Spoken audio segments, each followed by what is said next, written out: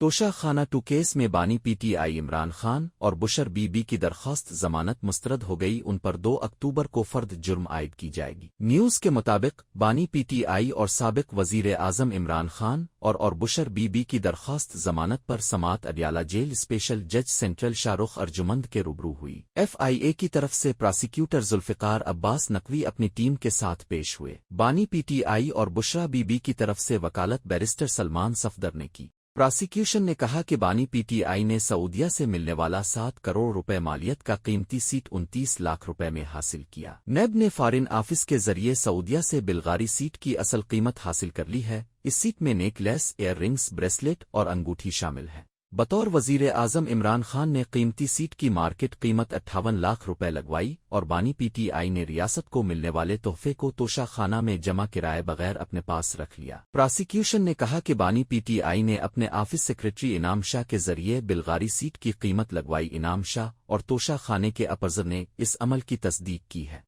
بانی P T I اور بشرا be be کے خلاف کیس ثابت شدہ ہے، ضمانت کی درخواست خارج کی جائے۔ وکیل صفائی سلمان صفدر نے کہا کہ توشہ خانہ 2 کیس پہلے ریفرنس سے ملتا جلتا کیس ہے۔ پہلے اور اس ریفرنس میں ایک جیسے الزامات، ایک جیسے وعدہ معاف گواہ ہیں، دونوں مقدمات میں ملزمان بھی ایک جیسے ہیں۔ سپریم کورٹ کے نیب ترامیم بحالی فیصلے کے بعد اس کیس کو ختم ہونا چاہیے۔ پہلے نیب سے اسپیشل جج سینٹرل کو کیس منتقل ہوا، لیکن بانی پی ٹی آئی اور بشرا بی بی کو ضمانت نہیں ملی۔ عدالت سے درخواست کرتے ہیں ضمانت منظور کی جائے۔ اسپیشل جج سینٹرل شاہ رخ ارجمند نے دونوں فریقین کے تفصیلی دلائل سننے کے بعد فیصلہ محفوظ کیا اور کچھ دیگر بات سناتے ہوئے بانی پی ٹی آئی اور بشرا بی بی کی درخواست ضمانت مسترد کر دی۔ بانی پی ٹی آئی اور بشرا بی بی پر 2 اکتوبر کو فرد جرم عائد کی جائے گی۔